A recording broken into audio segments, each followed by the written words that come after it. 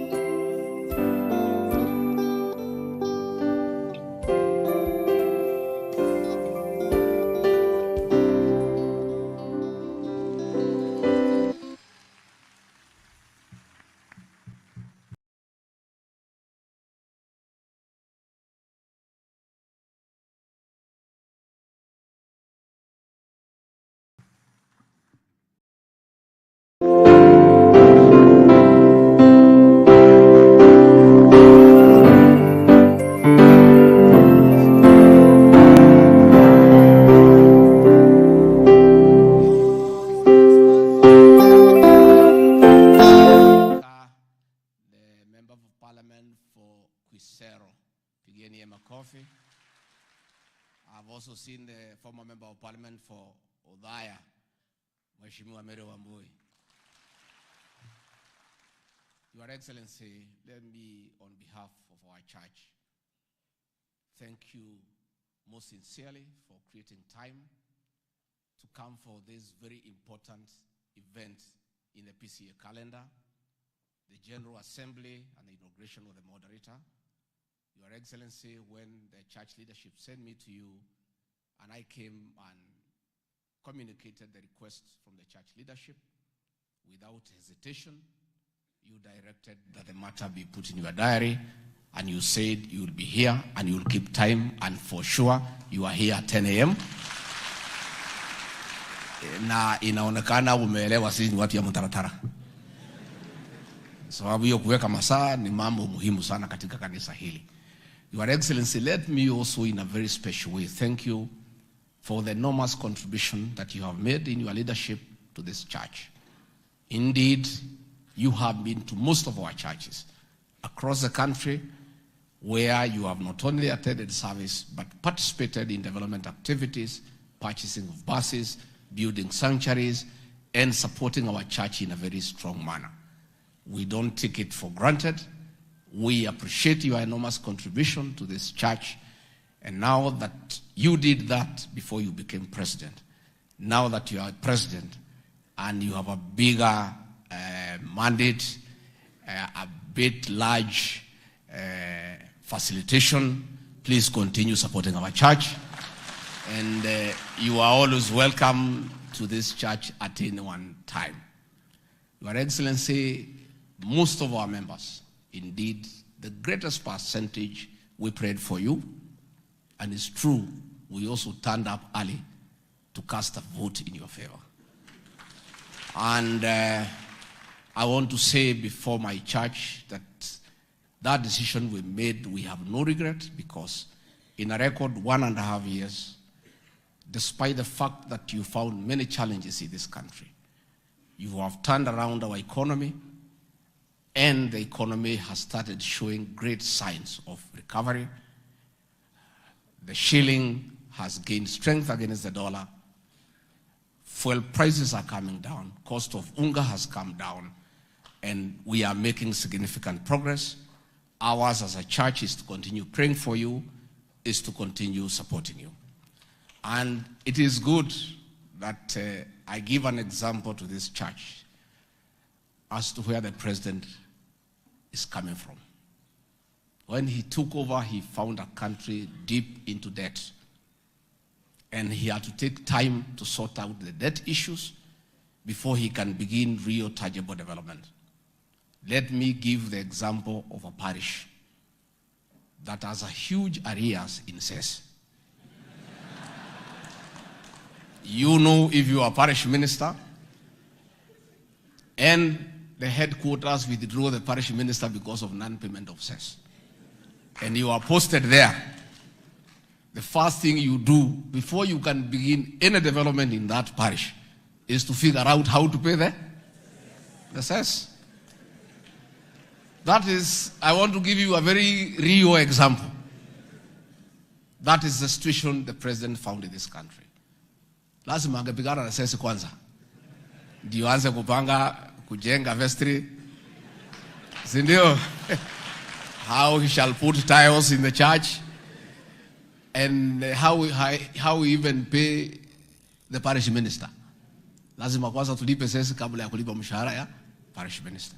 So, moderator, with due respect, I've heard you ask the president to waive some of the taxes, scrap some. Hata wewe, he says, angalia.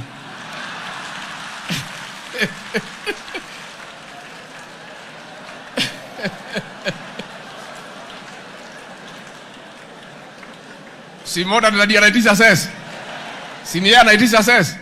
So hata wewe unajua ile mikakati umeweka watu walipe cess. So even as you are asking the president angalie, hata wewe angalia hii mambo ya cess imetuhangaisha sana siku mingi. Your Excellency, before I invite you to address these good people, we had a very candid discussion with our moderator. As leaders, as members of this church, because we want to submit to his authority and we want to be good members. And we told him and his team to tell us where we have gone wrong, and he did, and for that we apologize. We also told our leadership that during the last campaign, at the higher levels, they were a little bit tight on us. Because even ourselves as members, we were denied an opportunity to speak in church, despite the fact that we are known to be of good behavior. So we did request the moderator, and we are now requesting the General Assembly. If in future you make rules that political leaders should not speak in church, we the members should be exempted.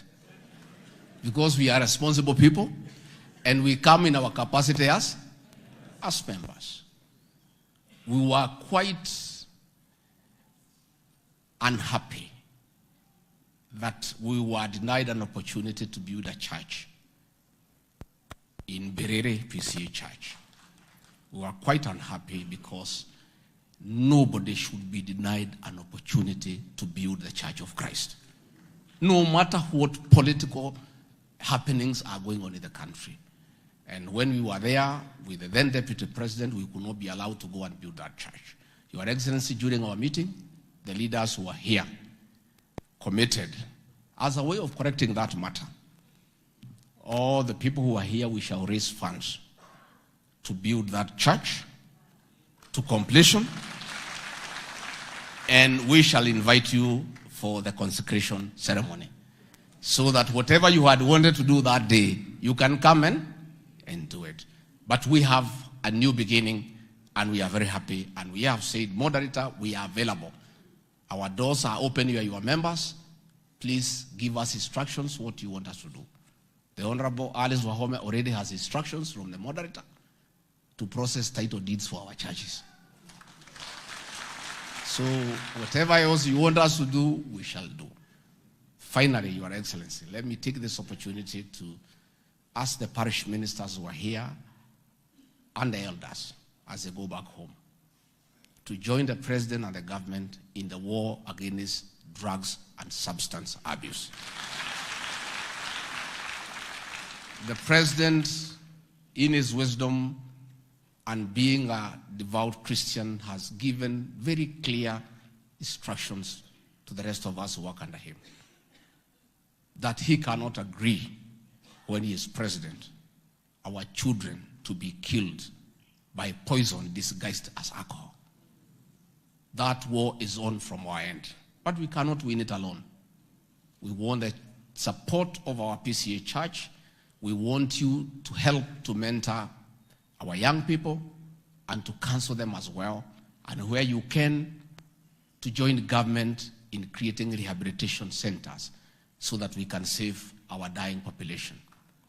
Your Excellency, these ministers will tell you, there is no home that is not affected. Even their own homes are affected. True or false? These parish ministers have buried many people. There is no home where PCEA churches are that you don't have a fresh grave of our young people. And therefore, I request you, please join the President and I and the rest of us in this war. Give it impetus, talk about it, support us, and also help us in oversight. Where you find our officers are not doing the right thing, through the parish ministers, we are there. Let us get that information. And Your Excellency, it is a real crisis, and all these people know. The Reverend Leandegwa came to my home to bury my brother, Dr. Wachira, who died because of alcohol. The Reverend Jesse came to bury my other brother because of alcohol. And it's a story everywhere. So as we fight this war, it's not politics. It's a war for our next generation. And we want to ask our church, the PCEA church, to lead from the front. Will you help us? Will you help us?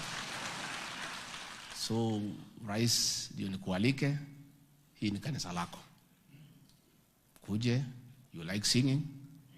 There is that song you used to sing with Reverend Kanya. If you feel like singing today, we'll join you.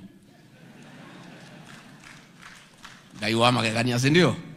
We'll happily sing with you because we love you and we cherish what you have done for this church. The story of our university, you are right in the center. Our facilities in Mombasa, you are in the center. Building our churches, you have always been there. And whenever we have called upon you to come and support us, you have always been available. And more so for what you are doing for this country in terms of making sure that we have a secure country. Crime has been controlled. Everybody is able to go about his or her business.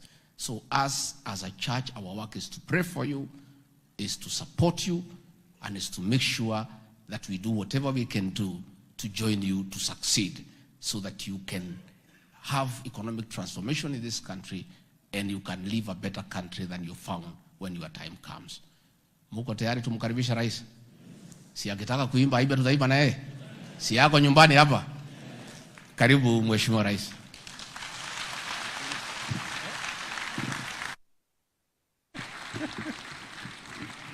Asante sana Mheshimiwa Deputy President. Moderator wetu wa presbytery hii ya 24th. General Assembly, sorry. Mechanganyikiwa kidogo. Vile my deputy amesema kuna wimbo hiyo tuimbe. Naona tuimbe kabla hatujaketi. Si ndio? Wewe mtu ya instruments mambo namna gani? Gai wakwa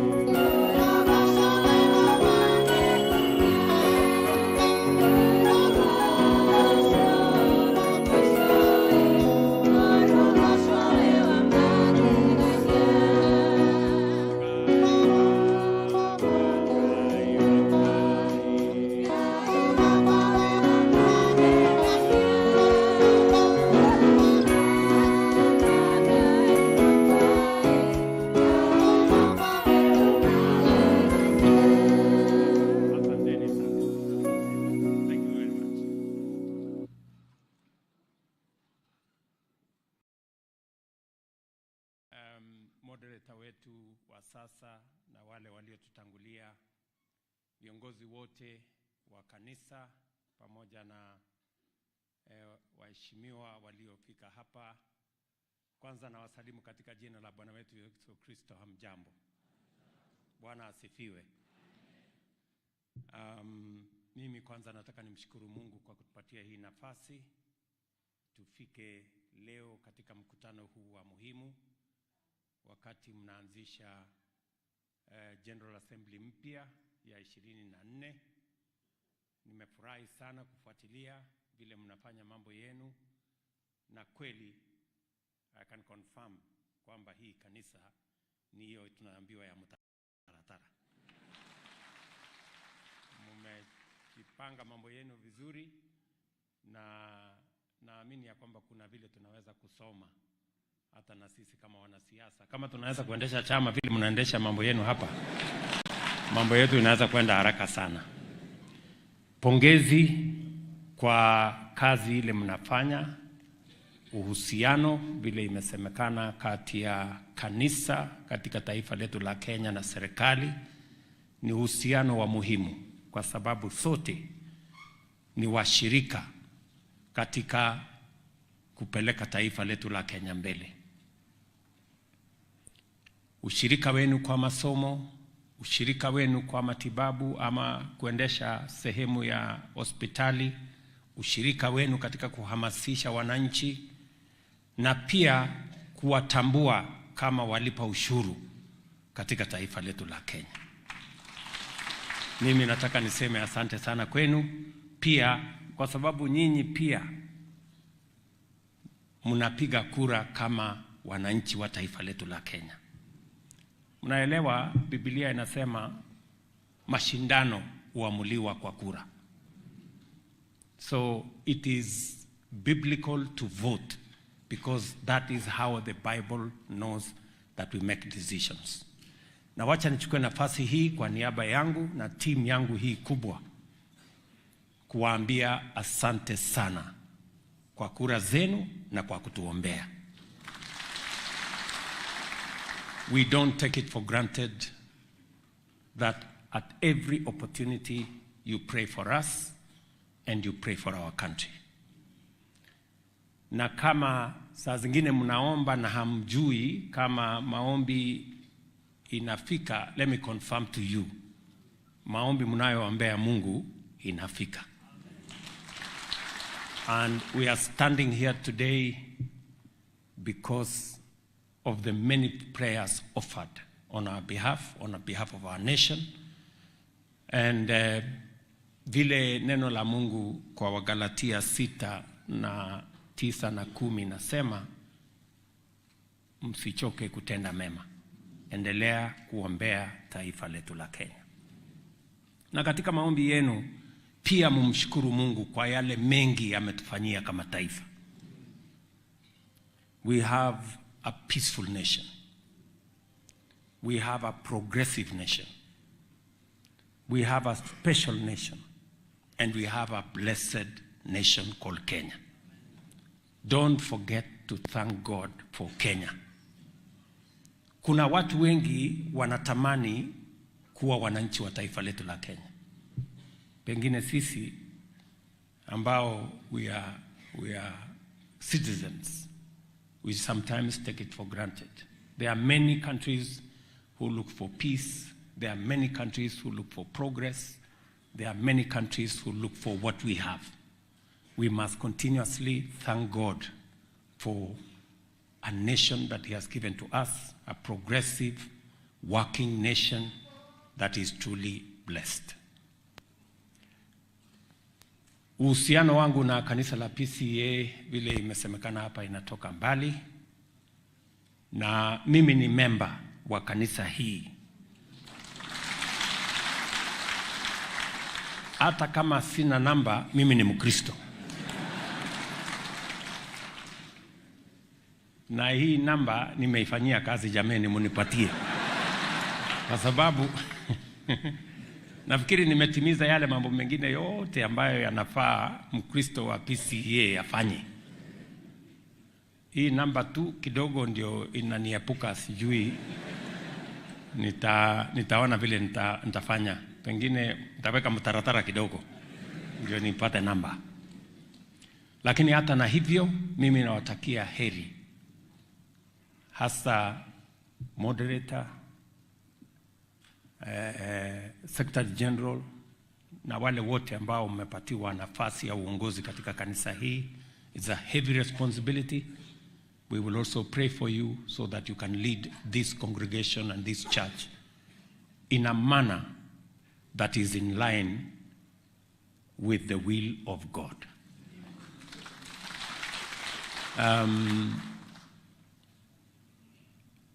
Wakati nimekutana na viongozi wenu pale, nimesema tutashirikiana pamoja na nyinyi. Na niko tu na mambo mawili ningependa niseme, kwa sababu leo tumekuja hapa kama washuhuda, witnesses, to see the great work you're doing. Kwanza nazidi kuwaomba ya kwamba mtuombee sisi tulio na nafasi ya kuongoza katika taifa letu la Kenya, so that tuweze kujua, tuweze kufuata na tuweze kutimiza mapenzi ya Mungu juu ya taifa letu. Yale mipango yote tumepanga ni mazuri, lakini ni Mungu ataweza kuyafanikisha. So mtuombee so that every plan we have put in place, the manifesto we sold to the people of Kenya, the commitments we have made to the people of Kenya, God can bless us with what it takes to make them a reality. Mnajua tumeweka mpango ya kuzalisha chakula. Kwa sababu ukisoma katika kitabu ya Mathayo inasema on the day of judgment tutasimama mbele ya Mungu sote na tutakuwa na kujibu ile nafasi tulipata. Kuna mtu atasema nilikuwa na njaa, haukunifikiria. Nilikuwa mgonjwa, haukunitembelea. Sikuwa na makao, hukunishughulikia. You know that part of the Bible. Si ni kweli? Na ndio sababu tunafanya bidii kuhakikisha kwamba ile mpango tuko naye ya kuzalisha chakula is so that we can eliminate the shame of hunger in our nation. Ile mpango tuko naye na nimefurahi mmezungumzia hapa. Na wakati tunapanga hiyo maneno ya kuzalisha chakula, nyinyi mnajua pale nyuma tulikuwa na subsidies zingine, ati mtu anajaribu kusubsidize unga iko kwa duka. Huwezi kusubsidize unga iko kwa duka, kwa sababu unga haidoki kwa duka, unga inatoka kwa mkulima. So if you go and subsidize at the supermarket, you will miss the point. Na mshukuru Mungu. Na when you pray, please mshukuru Mungu kwa kutupatia mvua. Tuliomba mwaka uliopita Mungu atupatie mvua, tumepata mvua, tumeweka mpango kubwa ya kuzalisha chakula, and we are seeing God's favor. Unga hiyo ilikuwa 200 plus, leo iko 100 plus hapa chini. Na tunazidi. Mwaka huu tumeweka mpango mzuri hiyo ya mbolea. Mnajua shetani hakosi, akiona mahali kuna maneno anaenda anajaribu kukoroga pale. Na ndio hiyo ya maneno ya mbolea iko sawa, lakini pale kidogo tulipata matatizo almost 5-6-7% iko na matatizo, tutarekebisha na wale wamehusika watapata cha mtemakuni. That we will do. Tuhakikishe ya kwamba everybody understands that it is a moment for us to eliminate the shame of hunger in our nation by making sure that we produce enough food. Mimi nawaomba kama Wakristo, kama Wakenya, kama wakulima, tusaidiane katika harakati hiyo. Pia mnajua tuko na mpango mkubwa. Tumesema hapa kuhusu watoto wetu. And all of us are parents. Matatizo tuko naye ya madawa ya kulevya, ulevi, abuse of substance ni changamoto la taifa nzima. There is no family that is spared. Na mchango mkubwa inatokana na vijana wengi wamemaliza shule, wako na certificate, wengine diploma, wengine degree, lakini hakuna kazi. Na mnajua inasemekana an idle mind is the devil's workshop. Pale kama vijana hawana mpango ya ajira. And that is why nawasihi this time round as an administration tulisema we must have a coherent, deliberate, intentional plan ya kupanga ajira ya vijana wa Kenya. Hii mpango yetu ya housing ambayo watu wengine bado wanapigia makelele is supposed to solve one thing, the problem of unemployment. Nikiongea na nyinyi saa hizi, hiyo program ya housing tunaajiri vijana 1,140 as I talk to you. Na tumeanzisha tu. Tukiendelea by next year, God willing, tunataka tuwe tunaajiri vijana 500,000 wa Kenya. Tuko na mpango ingine ya digital jobs. Tumebadilisha sheria hawa Kimani Ichung'wah na wabunge walitusaidia. Sasa ile CDF, we have a new law itatusaidia to put a better footprint of a digital superhighway with ICT hubs, with internet connections across Kenya. Kati ya ile safari nimefanya nje ya nchi ni kutafuta ajira katika nchi tofauti. Saa hizi we are concluding bilateral labor agreements with 19 countries that will give opportunities for young people from Kenya either to work remotely on the digital platform or for us to export labor to those countries. Kwa sababu lazima we must deal with the challenge of unemployment in Kenya. Na hiyo shida ya kukosekana kwa kazi haiwezi kupotea, lazima ifanyiwe mtaratara. Sindio? Lazima ipangiwe, ndio it must be deliberate, it must be intentional. So mambo ya housing, export of labor, maneno ya digital jobs, na nimekubaliana na waziri wangu who is a member of PCEA ya kwamba we are also expanding the space in our county aggregation industrial parks, in our special economic zones, so that we can build our industries, we can build our agro-processing facilities, we can enhance our value addition capabilities so that we can expand jobs, also export more out of Kenya. So haya ni mambo lazima tupangane. Na mimi nawaomba kama Wakristo, as responsible Kenyans, that we must, all of us, look at how can we make a contribution towards making a better country. Vile vile tumekubaliana, wacha niseme tu haya matatu, ya kilimo, ya kupanga ajira ya vijana wetu, na vile vile ya kupanga mambo ya matibabu. Mumesikia moderator amesema kuna challenge pale kwa NHIF. Malipo ya NHIF haifiki kwa muda, na saa zingine kiwango kikubwa ya hiyo pesa inapotea kwa sababu ya corruption, kwa sababu ya pilferage, kwa sababu ya wastage, na kwa sababu ya theft. Na ndio sababu tulisema kama serikali tutabadilisha sheria kabisa on delivery of health in Kenya.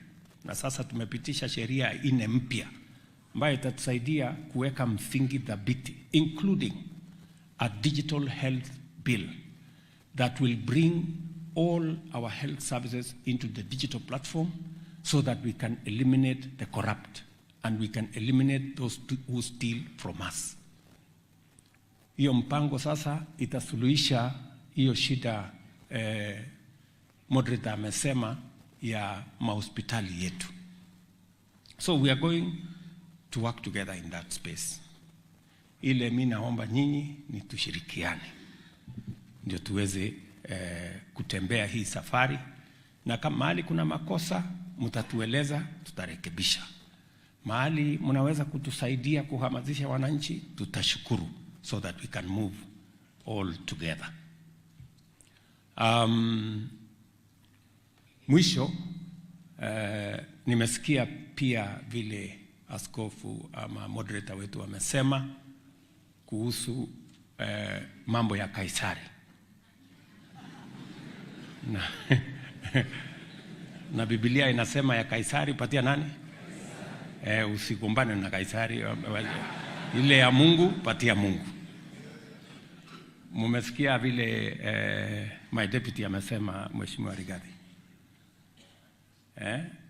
Unajua yeye ni mtu ya kusema ukweli. Acha mimi nipunguze kidogo, isikue too sharp. Kwa sababu amesema vile askofu anasema nipunguze ya upande hiyo, na yeye apunguze ya pande hii. Lakini mimi nataka niwaulize wana PCEA, tafadhali, kila presbytery ilipe cess.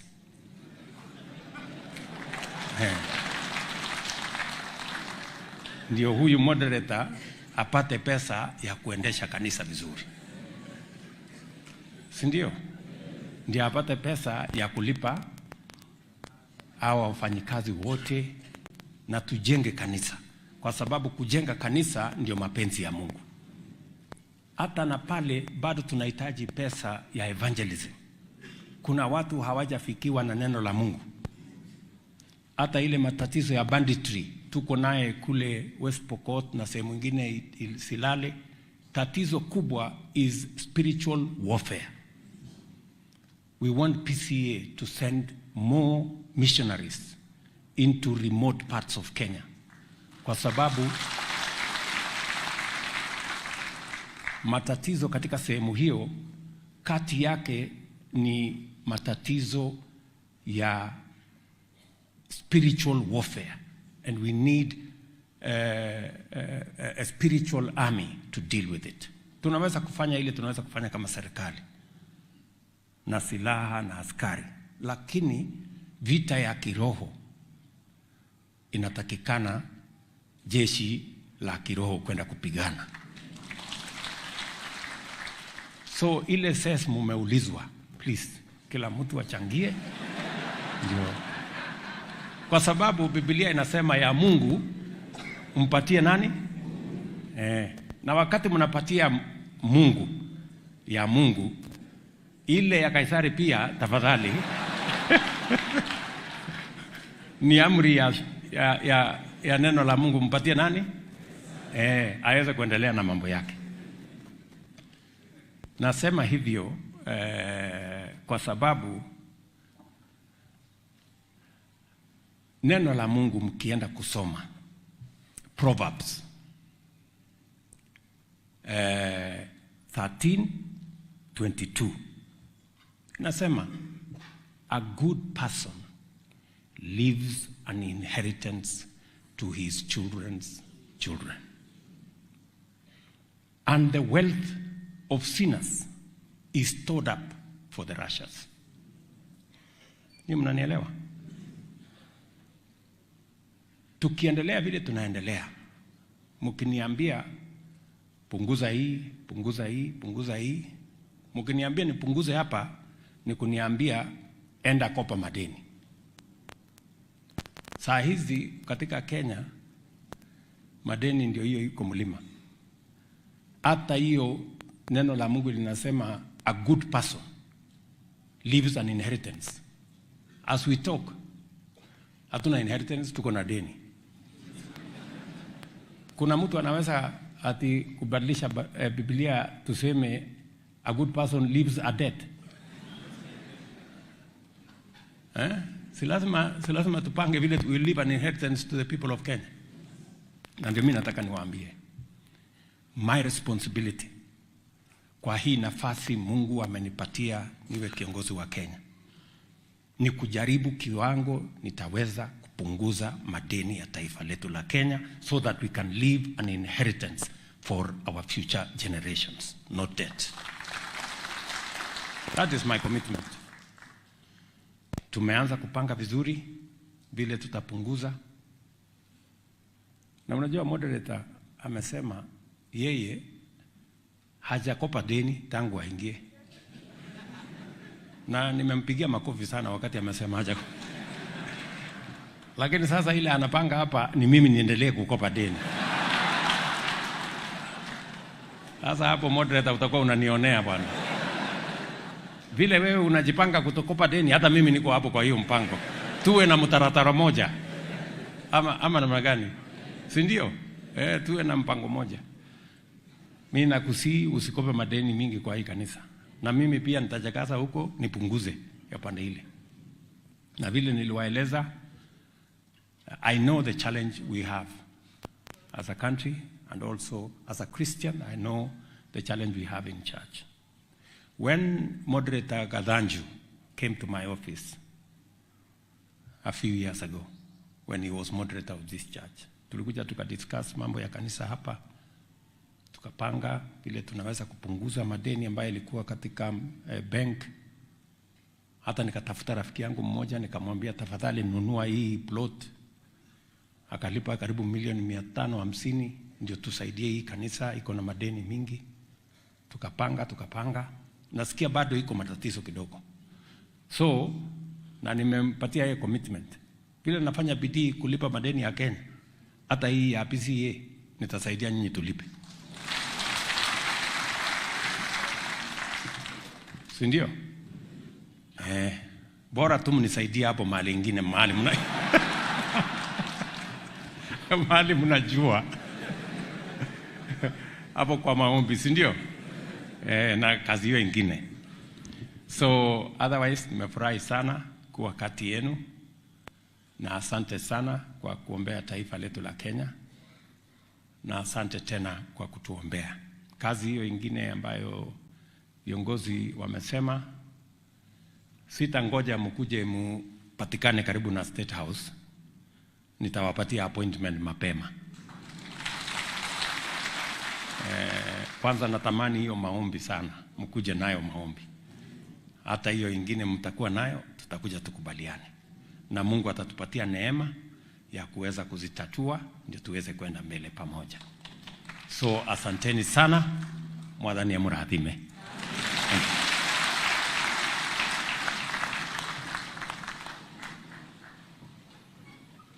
Tumpongeze rais tena kwa makofi tafadhali. Your Excellency, with your permission, they had requested for a picture, so if I may request that